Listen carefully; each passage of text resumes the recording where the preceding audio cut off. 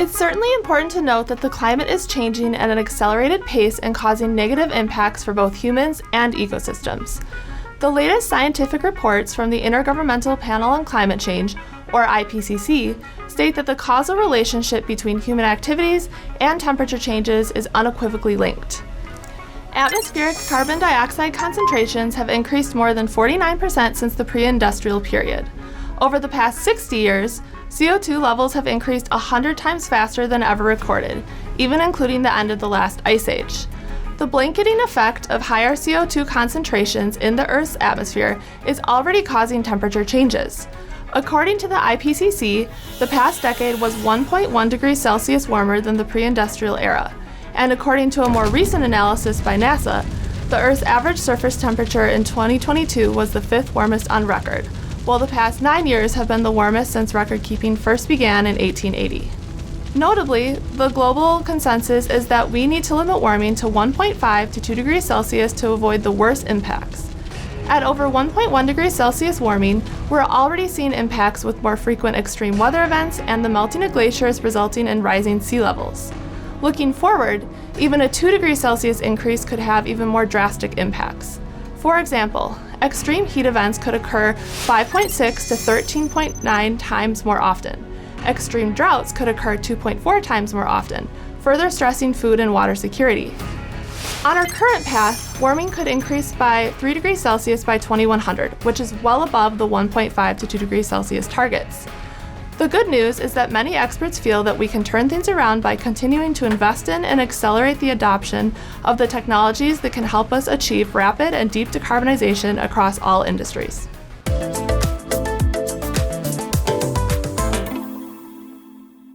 The renewable energy transition is well underway. We forecast global non-hydropower renewables electricity generation, including wind power, solar power, geothermal power, and biomass-fired power, could increase more than threefold between 2022 and 2032.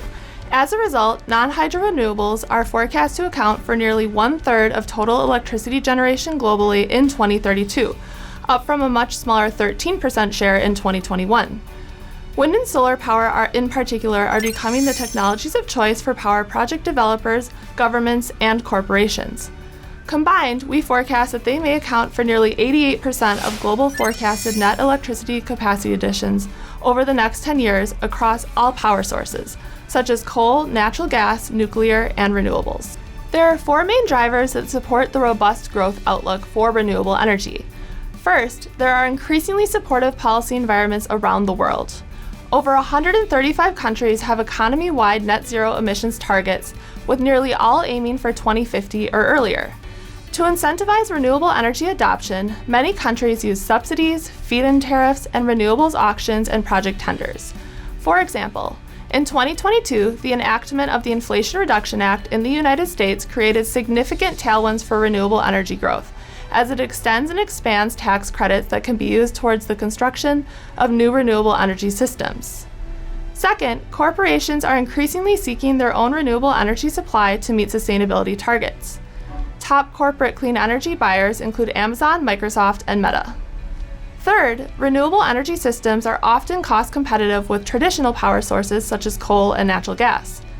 Onshore wind and solar photovoltaic power costs declined 68% and 88% respectively between 2010 and 2021.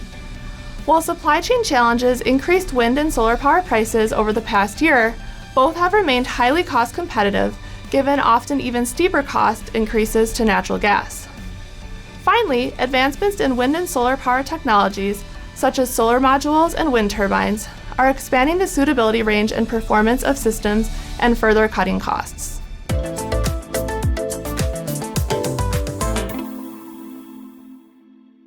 Wind and solar power projects cannot provide steady baseload power, as wind speeds and solar irradiance levels are variable depending on the time of day and weather conditions. This means that they are intermittent power sources, which can create challenges for electricity grids. Most notably, peak demand often does not align with the peak generation profile for wind and solar power systems. In our view, the widespread adoption of energy storage systems is key to overcoming this problem and reaching high levels of renewable energy. Both short and long-duration energy storage can help fill in these daily and seasonal differences between intermittent renewables generation and peak demand. A short-duration energy storage system is one that can discharge energy for up to 10 hours at its rated power output. Globally, energy storage is forecast to explode from 34 gigawatt-hours in 2020 to 1,028 gigawatt-hours in 2030. It is expected that short-duration lithium-ion battery energy systems will continue to dominate the market and account for most of the growth through at least 2030. These systems, which typically have a storage duration of 4 to 6 hours, are the current technology of choice due to their established supply chain and cost benefits. That said, long-duration energy storage systems are also gaining momentum, as they can offer stable energy output ranging from 10 hours to days, weeks, and even seasons. While long-duration systems have traditionally been limited due to cost, permitting, technological, and policy barriers, significant growth opportunities are emerging. To reach global net zero power sector targets, long-duration storage must be scaled up by an estimated 400 times from present-day levels by 2040. This increase equates to a $1.5 to $3 trillion investment opportunity. Pumped hydropower systems are the main long-duration storage technology, but compressed air energy storage, liquid air energy storage, non-lithium ion batteries, and hydrogen-based storage systems may be poised to gain traction. Overall investments into energy storage are rapidly increasing as their vital role in the clean energy transition becomes apparent. As such, energy storage investments were set to double in 2022, and we expect continued growth looking forward.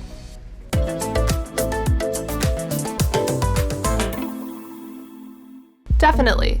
In comparison to gasoline, hydrogen gas is 3 times as energy dense and can provide energy with low or no direct emissions via the use of blue and green hydrogen. Therefore, hydrogen can be used to decarbonize hard-to-electrify sectors such as petrochemical refining, aviation, and shipping. This includes 1. Its use as a fuel for transport, power plants, and energy storage systems, 2. Its use in heating systems for industry and residential and commercial buildings, and 3. Its use as a feedstock for the production of chemicals and products such as fertilizer, steel, and plastics. While nearly all of today's hydrogen supply comes from carbon-intensive gray hydrogen, the future of hydrogen is increasingly sustainable. The low-carbon hydrogen project pipeline is quickly expanding in many countries with over 300 large-scale projects in the works. Green hydrogen projects account for 95% of the low-carbon project pipeline, although there are several notable blue hydrogen projects as well. Green hydrogen is produced through the use of electrolyzers powered by renewable energy, while blue hydrogen is produced using a process that includes methane or coal with carbon capture technology. Given the widespread applications for hydrogen, hydrogen demand is forecasted to more than double between 2020 and 2030. By 2030, green and blue hydrogen need to account for 2/3 of hydrogen production to stay on track towards reaching global net zero targets by 2050. A key barrier to the growth of green hydrogen is that it generally costs more than gray hydrogen. However, green hydrogen prices are expected to decline as green hydrogen projects and electrolyzer technologies scale globally. Widespread cost parity is projected to occur in the 2030s, although cost parity could come sooner than projected in countries with the cheapest renewable energy prices, such as Chile, or highly favorable policies, such as the US. The Inflation Reduction Act's Clean Hydrogen Production Tax Credit could lead green and blue hydrogen to become cost competitive in the United States.